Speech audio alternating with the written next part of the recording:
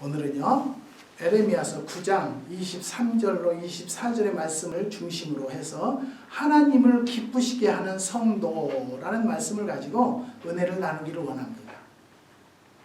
신앙생활을 잘하느냐 못하느냐, 예수를 잘 믿느냐 믿지 않느냐에 대한 객관적 평가는요 겉에 드러나는 것들로 가능할 수 있습니다.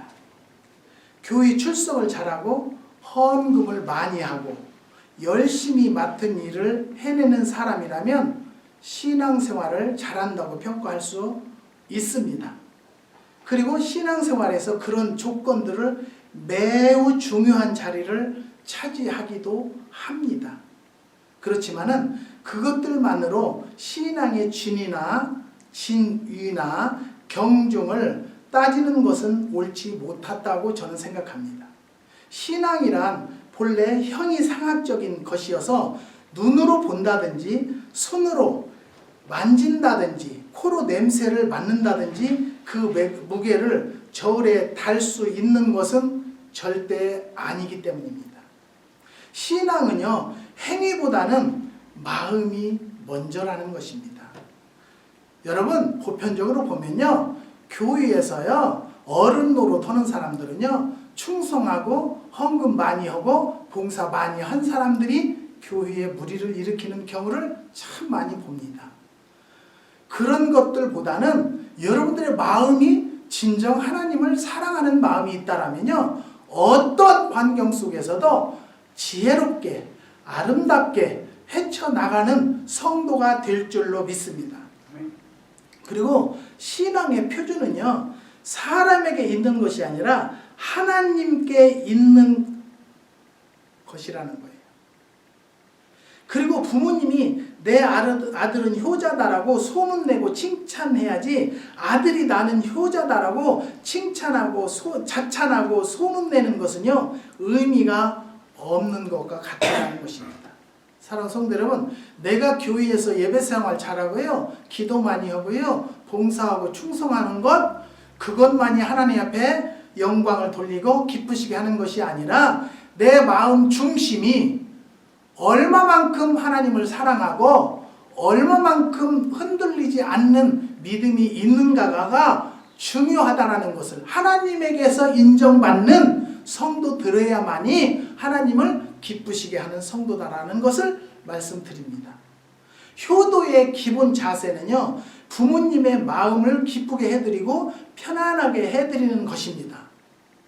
아들 때문에 부모님이 걱정을 하거나 마음이 편치 못하면요 그것은 불효가 된다는 것입니다. 신앙의 기본 자세도요 하나님을 기쁘시게 해드리는 것이라는 거예요. 하나님 때문에 내가 기쁘고 즐거운 것은 신앙의 결과입니다. 신앙의 본질은요 내가 하나님을 기쁘게 해드리는 것임을 우리는 명심해야 한다는 것입니다. 하나님은 무엇을 기뻐하시고 우리는 어떻게 해야 하는가를 부분적으로 살펴보려고 합니다. 첫 번째는요 하나님은 영적인 예배를 기뻐하십니다. 로마서 11장 1절을 보면요 너희 몸을 하나님이 기뻐하시는 거룩한 산 제사로 드리라, 이는 너희의 드릴 영적 예배니라고 말했습니다. 예배는 하나님을 창조주 구속주로 인정할 때 성립이 되는 것입니다. 교회가 해야 할 일들이 여러 가지가 있는데요 흔히 선교, 교육, 봉사, 친교를 교회의 네 기능으로 이야기를 합니다. 그러나 그것보다 더 중요한 기능이 바로 예배입니다. 예배는 선교보다 교육보다 봉사보다 친교보다 중요하다는 것을 여러분이 좀 아셨으면 좋겠습니다. 주님께 드리는 예배는요 거룩한 예배가 되어져야 돼요. 교회 건축도 예배를 드리기 위해서 필요하고요 교육관도 하나님을 바로 섬기고 예배 드리는 법을 가르치기 위해서 필요한 것입니다. 제 아무리 선교를 잘해도 예배 드리지 않으면요 의미가 없고요 제 아무리 교육 프로그램이 좋고 잘 가르친다고 해도요, 예배를 멀리하면 의미가 없는 것입니다.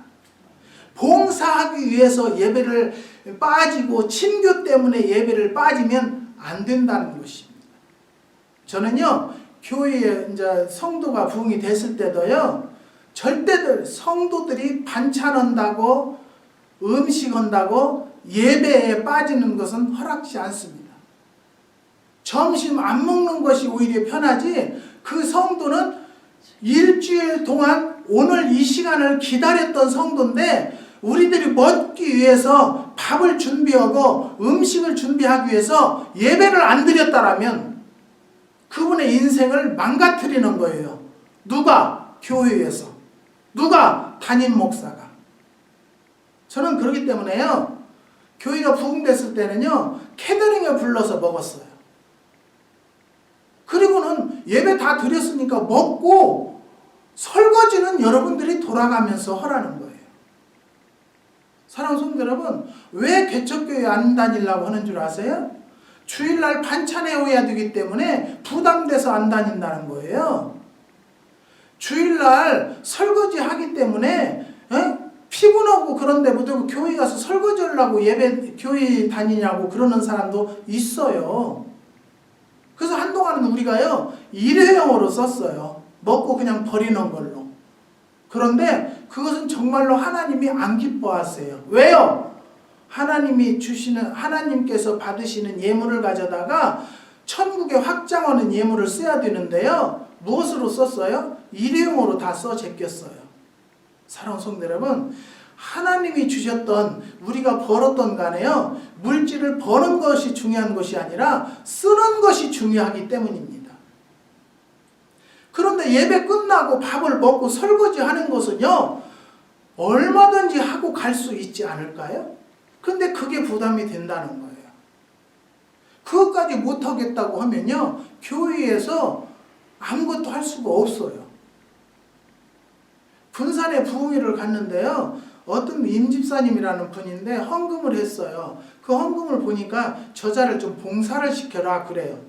그래서 임아무개가 누구세요? 손들었어요. 당신 교회에서 밥 먹은 그릇도 한 번도 안 씻었지? 그랬더니 교인들이, 몇백 명 되는 교인들이 다 웃어요. 그래서 고개를 끄덕끄덕해요. 그것은 뭐예요? 나한테 정보를 주는 거예요. 맞다고. 목사님이 예언하는 것이 맞다고 그래요. 그래서 그분에게 그랬어요. 임집사님, 이거는 내가 명령하는 것이 아니라 하나님께서 명령하는 거예요. 하나님을 사랑하면요, 하나님을 사랑하는 것 같이 내 이웃도 내 몸과 같이 사랑해야 돼요. 그러면 그 같이 먹은 거 설거지 한 것, 아니면 자기가 먹은 거 설거지 하는 것이 뭘 그렇게 힘들다고 안고 갔어요. 집사님은요, 더도 말고 덜도 말고 6개월만 주방에서 설거지 좀 하세요. 그러면 당신에게 사업을 허락할 거예요. 그런데요, 하나님이 좀 성격이 급하셨나 봐요. 3개월을 정말 죽을 둥 살 둥 모르고요, 수백 명의 설거지를 했어요. 그랬더니 어느 분이 전화 와서, 아무개 엄마, 집에 롯데 마켓에서 저 옷가게가 하나 나왔는데 집에 할 거야? 그러더래요. 그래서 돈이 없는데 어떻게? 그런데 그때는 또 아쉬우니까 누구한테 전화했을까요? 하나님에게 전화했을까요? 저에게 한국에서 여기 전화 왔어요. 목사님께서 그때 내 헌금 보고 예언하실 때 6개월 있으면 사업장을 허락한다고 했는데요, 3개월을 했는데 어떤 사람이 롯데백화점에, 롯데마트에 옷장사가 나왔는데 나더러 그것 하라는데 그것 할까요? 하세요. 집사님은 돈 한 푼도 없어도 할 거예요. 근데 돈 한 푼도 없이 그것을 했어요. 시작을 했어요. 해가지고요, 그분이 한 달에 다 제하고 500만 원씩 수입을 해요. 그러면 그분 돈 벌으면 누구도 이익이 생기죠? 하나님에게요. 하나님이 주신 사업인데 11조 않겠어요? 그러니까 더 충성봉사하고요. 저희네도 또 갓다리로 우리 사모에게 누비바지 5벌, 핸드백 하나 사서 보냈어요.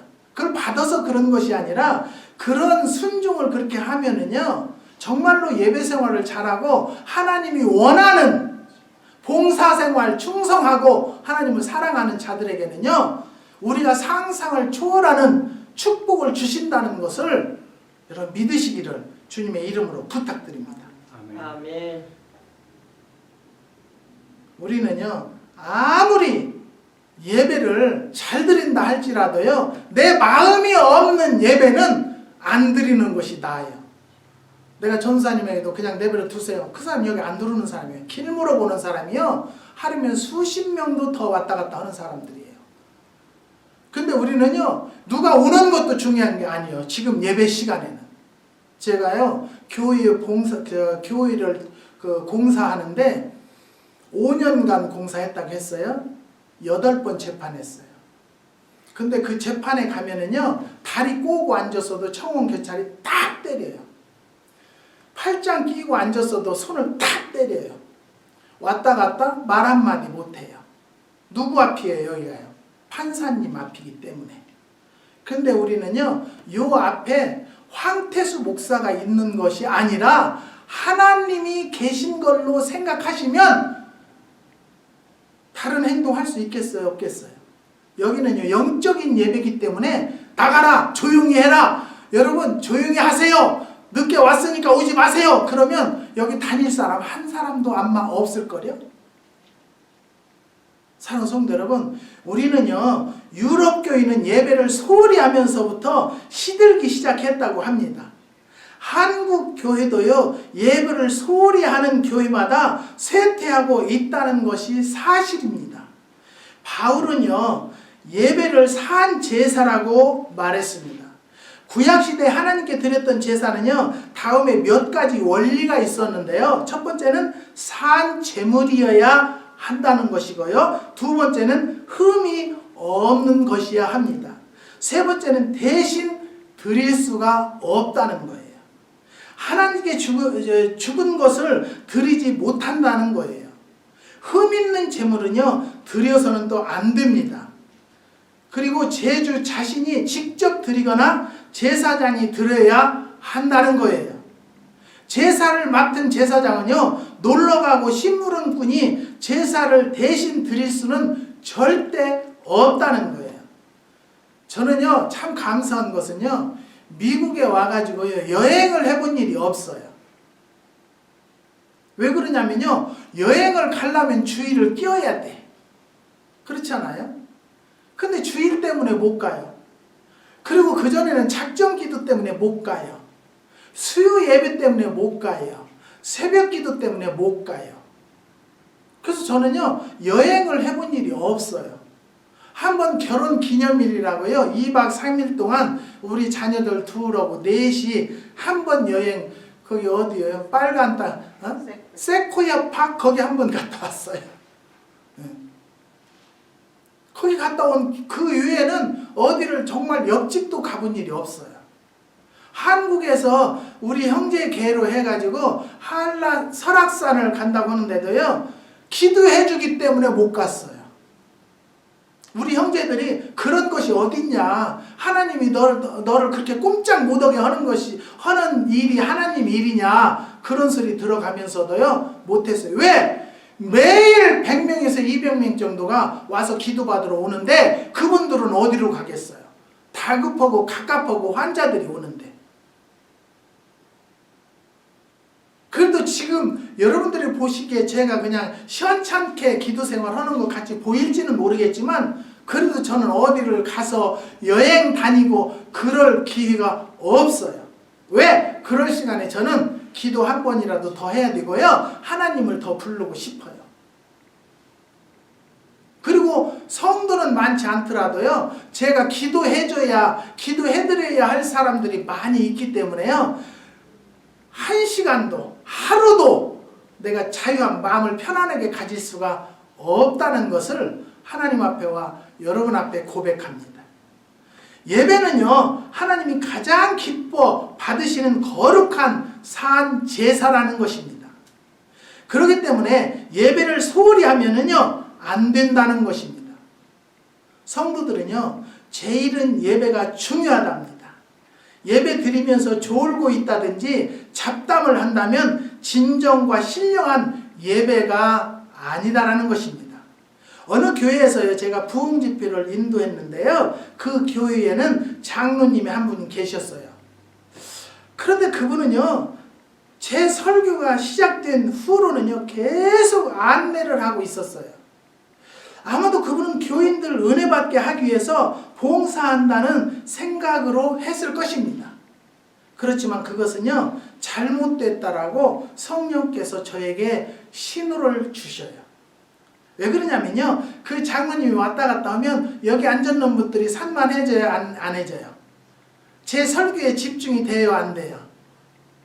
그렇기 때문에 그 장로님 한 분만 피해를 보면 괜찮은데요, 여기 앉았는 전체가 피해를 보기 때문에요, 그런 것은 아니라는 거예요. 그냥 늦게 오시는 분들은 쥐 죽은 듯이 그냥 쥐발자국 소리도 안 나게 살짝 들어와서 앉아야 돼요. 왜? 나로 인해서 다른 사람이 피해를 보면 안 되지 않겠어요? 봉사보다, 안내보다, 가르치는 것보다요, 더 중요한 것이 무엇이냐? 예배라는 것이에요. 그래서 저는요, 그분에게 장로님 자리에 앉아서 예배를 드리십시오. 그리고 말씀을 들으십시오. 이 교회에서 가장 먼저 은혜를 받아야 할 장로님이 제일 은혜를 받으셔야 될 것 같은데, 장로님이 제일 은혜를 받지 않고 그렇게 왔다 갔다 안내한다고, 자리 안내한다고 하면 되겠습니까? 장로님이 죄송하다고 예배 끝나고 와서 목사님 죄송해요, 우리 교회에서는 그렇게 해서 지금도 그렇게 하는 줄 알았어요. 이제는 앞으로는 그렇게 하지 않을 거예요. 사랑 성도 여러분, 우리 하나님은요, 여러분들에게요, 매일 예배 드리는 거 좋아요. 하나님 기뻐하세요.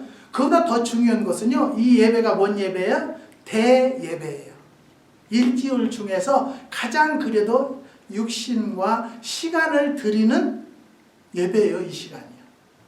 그러니까 얼마나 소중하게 생각을 해야 된다는 것을 여러분들도 깨달으시기를 주님의 이름으로 부탁드립니다. 아멘. 서울 어느 교회에서요, 있었던 일입니다.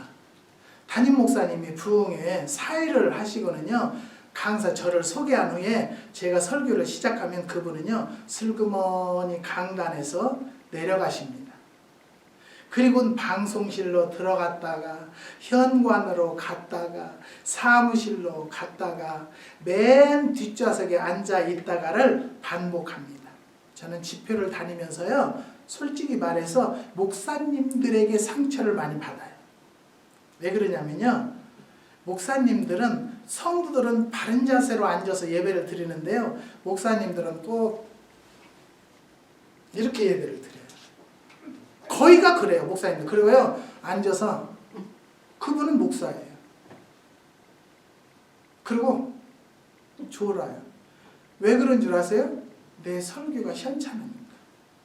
그래도 저는요, 이 설교를 준비하기 위해서는요, 일주일 동안 기도하면서 일주일 동안 연구라면 내가 뭐 무슨 박사는 아니니까, 그렇지만 성경에 입각해서 내 삶에 입각해서 말씀 준비를 나름대로 한다고 하고 하는 거예요.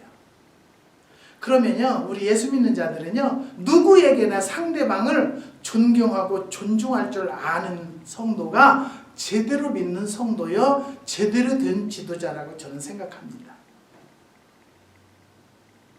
그래서 제가 말했어요. 목사님, 어디가 편찮으시냐고. 부흥 강사를 청해서 집회를 시작하면 예배에 참여해서 경청하는 것도요, 예의라고 저는 생각합니다. 예배는요, 정성과 진심으로 드려야 한다는 것입니다. 나의 삶 속에서 가장 중요한 부분이 되어야 한다는 것입니다. 개중에는요, 목사님들이요, 요 앞에 앉아서 경청하고요, 아멘을 해주면요, 그 교회는 희망이 있어요. 제가 봐도. 목사님이 저렇게 남의 설교도 정중하게 받아들이고 남의 말씀을 목사가 하는 것이 아니라 성령께서 임하셔서 성령이 우리들에게, 여러분들에게 하실 이야기를 목사의 입을 마이크로, 나팔로 사용해서 증거를 한다라고 받아들이는 목사님들은요, 희망이 있다라고 저는 생각을 해요. 제가 잘 아는 장로님은요, 전국 지전망을 가진 큰 회사를 운영하는 회장 한 분이 계셨어요. 그분은요, 일평생 동안 외국 출장을 빼고는 단 한 번도 주일 예배를 다른 교회에서 드린 일이 없다고 합니다. 본 교회에서 예배를 드리기 위해서 다른 도시에 갔다가도요, 비행기로, 야간 열차로 반드시 토요일이면 본 교회로 돌아오는 분입니다. 그분의 지론은요, 어떻게 시문 장로가 다른 교회에서 주일 예배를 드릴 수 있느냐는 것입니다. 그분은요, 수십 년 전부터 30억 원을 들여서 성전을 짓고 하나님께 봉헌하신 분입니다. 요즘같이 불황에도요, 불황을 모른 채 호황을 누린다라고 저에게 지금도 전화가 오고 답답하거나 안타까운 일이 있으면 제가 뭔데 상담을 하십니다. 그런데 제가 그분을 봤을 때, 복 받는 이유가 바로 하나님을 정성껏 최선을 다해서 예배를 드리는구나. 장로님은 그게 축복권에, 그게 제 일로 합격하셨어. 그랬더니 아직도 부족합니다. 그냥 피곤해서 정성이 안 들어갈 때도 있습니다. 그거는요, 우리 한계가 있어요. 그건 어쩔 수가 없어요. 그런데요, 여기 어느 장로님이 계세요. 미국에. 제가 잘 아는 장로님이에요. 그런데 그분은요, 이 미국은요, 연휴가 끼면 꼭 뭐가 끼죠? 주일이 끼어서 연휴가 있어요. 근데 꼭 여행을 가세요. 여행을 가시면 내가 그 장로님한테, 장로님 여행 가면 예배는 어떻게 해? 내가 그랬어요. 그랬더니 거기 가서 드려요, 우리끼리. 여러분, 이 교회에서 집사가 됐고, 이 교회에서 권사가 됐고, 이 교회에서 장로가 됐다라면요, 중직이고요, 이 교회를 운영하는데 중책이에요. 중책이 제대로 일하지 않으면요, 가정도 그렇죠. 어머니의 역할 제대로 못하고 아버지의 역할을 제대로 못하면 그의 가정은 깨진 거예요. 근데 지금도 그분의 소식을 제가 간혹 듣는데요, 교회를 제가 알기로도 수십 군데를 옮겼어요. 그런 장로님을 어떤 교회에서 좋아할 것 같아요? 주일날 연휴 같으면 교회 얼굴을 볼 수가 없고 놀러 다니는데, 놀러 다니는 것을 다니지 말라는 것은 아니에요. 주일에 자기 자리는 지켜야 하잖아요. 그것을 얘기하는 거예요. 성도도 아니고 시무 장로가. 지금은 이제 사업하다가도 그냥 이제 못하시고 앉는데요. 사랑하는 성도 여러분, 우리는요, 현지에서 예배 드리는 건 좋아요. 하지만 내가 출석하는 교회가 있다라면요, 그 교회의 그의 자리, 성도들은 참 신기한 것이 있어요. 처음에 이 교회에 와서 자리를 잡았잖아요. 그러면 꼭 그 자리로 가요. 안내원들이 그 자리가 없으니까 이로 가라기도 거기를 밀고라도 그로 들어가는 행동이 성도들의 자세예요. 그러니까 목사들은요, 1년 내도 그 자리만 앉으니까. 차윤석 집사님도 오면 그 자리만 앉잖아요. 이 자리가 많아도요, 그 자리만 앉아요. 이명자 집사님도 죽으나 사나 그 자리로 꼭 가시잖아요. 다른 데 앉으라고 해도 앉을 것도 없어요. 그러면 수백 명이 있는데도요, 누가 왔나 보려면 거기 보면 그 사람이 있나 없나 보면은 알아요. 결석했나 안 했나를. 수천 명이 와도 목사들은 그것을 파악하는 거예요. 그 사람은 꼭 그 자리에 앉으니까. 정해놓은 것도 아닌데. 그렇잖아요. 그런데 교회의 시무 장로가 여행 가서 거기서 예배 드린다는 것은요, 장로로서는 그런 이야기를 절대 할 수도 없고 해서도 안 된다는 것을 여러분 앞에, 하나님 앞에 말씀드리는 것입니다. 하나님은요, 우리가 드리는 영적 예배를 기쁘게 받으시고 예배하는 성도들에게 복을 내리시는 것입니다. 그 다음에 두 번째는요, 하나님은 바르게 사는 성도를 기뻐하십니다. 에레미야서 9장 24절을 보면요, 나 여호와는 인애와 공평과 정직을 땅에 행하는 자인 줄 깨달은 것이라고 했고요. 나는 이 일을 기뻐하느라고 했습니다. 자기의 일을 깨달은 자를 기뻐하신대요. 그러니까 우리는 뭐예요? 내가 신앙생활을 잘하고 못하고는요, 행함으로 구원받는 것은 아니에요. 하지만 행함이 없는 믿음은 죽은 믿음이라고 했어요. 그래서 여러분들이 내가 뭐를 잘못했다라면 빨리 깨닫고 회개하는 성도가 지혜로운 성도고요, 하나님과 교제하는 성도라는 것을 깨달으시기를 주님의 이름으로 부탁드립니다. 우리 주변에는요, 잘 믿는 사람들과 잘 사는 사람들이 너무나 많이 있습니다. 그러나 바로 믿는 사람들과 바로 사는 사람들은 그다지 많지 않다는 것이죠. 자신도 잘 믿는다고 후원하고 남들도 잘 믿는 사람이라고 칭찬했는데 그 끝을 보면요, 좋지 않은 사람들이 참 많이 있다는 것입니다. 에레미야는요, 인애와 공평과 정직을 행하는 것을 하나님이 기뻐하신다고 했고요, 미가 역시 하나님은 공의, 인자, 정직을 기뻐하신다고 했습니다. 이것은요, 한마디로 하나님께서 하나님의 백성들이 바르게 믿고 바르게 행하고 바르게 사는 것을 기뻐하신다는 것입니다. 바울은요, 로마서 12장 2절에서 하나님의 뜻을 분별하라고 했습니다.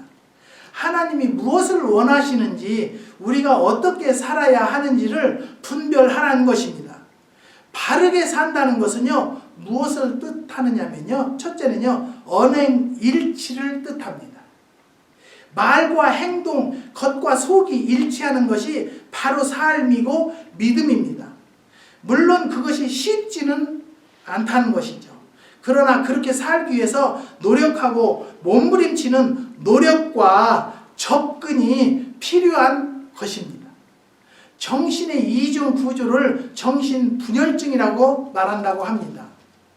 정신분열증 환자는요, 자신의 감정이나 삶을 통제, 조절하지 못합니다. 그래서 말과 행동에 앞뒤가 맞지 않고요, 통일성이 없다는 것이죠. 우리는요, 영적 분열증 환자가 되어서는 절대적으로 안 된다는 것이죠. 겉과 속이 다르고 말과 행동이 달라서 비난받고 지탄받으면 안 되는 것입니다. 진실과 정직으로 무장한 사람이 되어야 한다는 것입니다. 사랑하는 성도 여러분, 우리는요, 하나님의 뜻을 잘 분별의 영을 받는 성도들이 되시기를 주님의 이름으로 부탁드립니다. 적은 두 번째는요, 너그러워야 합니다. 자기 자신에 대해서는요, 철저하고 가혹하리만큼 명확해야 합니다마는 다른 사람에게 대해서는요, 너그러워야 합니다. 내가 조금 손해를 보더라도 다른 사람에게 유익을 주고, 내가 조금 적게 갖더라도 다른 사람에게 좀 더 많이 베푸는 삶, 나는 아끼고 전략하더라도 남을 위해 후하게 베푸는 생활 태도를 지니는 것이 너그러운 삶이라는 것입니다. 그러나 반대로 자신에게는 너그럽고 자신을 위해서라면 펑펑 쓰면서도 남에게 인색하고 가혹하다면 그것은 바로 믿는 사람이 아니라는 것입니다. 사랑하는 성도 여러분, 우리는 어떤 마음으로 사십니까? 정말로 하나님의 마음을 받고, 우리는요, 예수님과 같은 마음을 가진 성도는 없어요. 의로운 자는 없나니 맷도 없다고요? 한 사람도 없다겠어요. 하지만 의롭게 살려고 하다가 주님 앞에 가는 거예요. 그렇지만 노력도 않고 살려고 한다면 안 되겠죠? 노력이라도 해봐야 되지 않을까요? 우리 이 시간에 머리 숙인 주의 권속들에게는요, 정말로 너그러운 삶을 살려고 살 수가 없으면 노력이라도 하자는 것을 말씀드립니다. 그 다음에 적은 세 번째는요, 칭찬받아야 한다는 것입니다. 사도행전 6장을 보면요, 초대교회가 선택한 7집사 자격 가운데 칭찬 듣는 사람들이라는 항목이 들어 있습니다. 칭찬 듣는다는 말은요, 입증한다는 말에 유래했다고 합니다. 즉 그의 신앙과 삶이 공적으로 입증되는 것을 칭찬이라고 하는 것입니다. 자기가 자기를 칭찬하는 것은요, 자화자찬으로 별 가치가 없다는 것이죠. 하지만 나는 나 자신을 낮추지만 남들이 나를 높이고 평가하는 것은요, 진짜 칭찬이 된다는 것입니다. 그리스도인들은요, 가장 가까운 사람들로부터 칭찬을 받아야 하는 것입니다. 사원들로부터 칭찬 듣고 인정받고 존경받는 사장이 훌륭한 사장이라고 우리는 부릅니다. 국민들로부터 인격적 존경과 사랑을 받는 지도자가 위대한 지도자라고 우리는 호평을 합니다. 칭찬 듣는 그리스도인들이 됩시다. 그러면 적은 네 번째는요, 바르게 걸어야 합니다. 술 취한 사람은요, 이성이 마비되기 때문에 말도 행동도 걸음걸이도 흔들리게 됩니다. 술 취한 사람치고 제대로 걸어가는 사람이 없다는 것입니다. 그렇지만은 정신이 말짱한 사람은요, 비틀거리거나 흔들리지 않는다는 것입니다. 우리는요, 비틀거리는 인생을 살면은 안 됩니다. 예수 믿는 사람은요, 요동하면 안 된다는 것을 바꾸어 말합니다. 하나님에게 향한 마음이면 끝까지 하나님께 향하는 믿음을 가지고 달려갈 줄 아는 성도들이 되시기를 부탁드립니다. 우리는요, 비틀거리는 인생을 살면은 절대 안 된다는 것을 다시 한번 말씀드립니다. 바로 믿고 바로 살고 바로 걸어가야 합니다. 즉 정도를 걸어야 한다는 것입니다. 길이 아닌 곳은요, 가지 말고 옳지 못한 일은 하지 않고 정당하지 않는 일은 피하고 옳지 못한 돈은 손에 넣지 않아야 한다는 것입니다. 제 아무리 성공과 출세가 눈앞에 다가서고 돈다발에 춤을 춘다 해도요, 바른 길이 아닌 것은 넘겨다 보지 않아야 한다는 것입니다. 요즘에요, 한국의 검사들 많이 듣죠? 장관들이 빗대끼면요, 국회의원들이 청문회를 하지 않습니까? 사람은요, 누구예요? 우리는 전체 다 죄인들이에요. 죄는 있지만 그 사람들을 보면은요, 부정, 부패로 얼마나 많은 망신을 당해요. 만약에 대통령이 나에게 문공부 장관을 하라고 했다 그러면 내가 깨끗하게 살지 않았으면 각하님 저는 할 수 없습니다. 안 해야 되는데 그 자리를 또 욕심을 내서 하려고 보니까 국회의원들은 기가 막히게 저들도 사기치고 저들도 다 그런 거른된 돈을 걷어서 먹더라도 그것 골라내는 것은 기가 막히게 골라내지 않아요? 검사 월급이 적습니까? 뭐 때문에 옆주머니에다 넣어주는 돈을 받아먹고는 그렇게 나와서는 자기는 먹은 일이 없다는 거예요. 그런데 또 검사가 또 그 검사를 조사를 하면 어마어마하게 해먹었어요. 돈들을요. 나는 그래요. 국회의원들도요, 얼마나 정부에서 돈을 지금 국민들의 세금을 많이 걷어먹어요? 그런데도 그냥 더 많이 벌으려고. 그게 어디에서 왔을까요? 욕심에서 온 거예요. 욕심은 나중에는요, 뭐예요? 사망에 이르기까지 되는 거예요. 참 저는 알 수가 없어요. 저는 참 감사하게요, 국회의원들을 보면은요, 참 저 사람이 이조 간신 같으네. 근데 저 사람한테만 그래요. 딴 사람한테 오면 나 무슨 정치, 저는 정치에는 전혀 관심이 없어요. 뭐 그 페이스북에도 정치 그런 얘기하면 나는 그거 보지도 않아요. 나는 아무 관심이 없으니까. 근데 내가 누구라고는 아는데 요즘에 그 사람이 좀 높아졌더라고요. 근데 참 이종 간신 같아 그 사람은. 그랬더니 알고 보니까 박근혜한테도 간신, 이쪽에서도 간신으로도 요즘에 금식한다고 누워있더라고요. 사랑하는 성도 여러분, 우리는요, 정말로 유정자들이 또 우리가 기도할 것은요, 그리스도인들이, 참된 그리스도인들이 했으면 좋겠어요. 저는 지나간 얘기, 아니 지금이 했다니까. 제가 민족재단에 삼각산이라는 산에 가서 기도를 해요. 기도를 하는데 그때 당시에는요, 김영삼이가 대통령이 아닐 때예요. 그래갖고 거기 민족재단에 왔었어요. 등산하는 코스니까.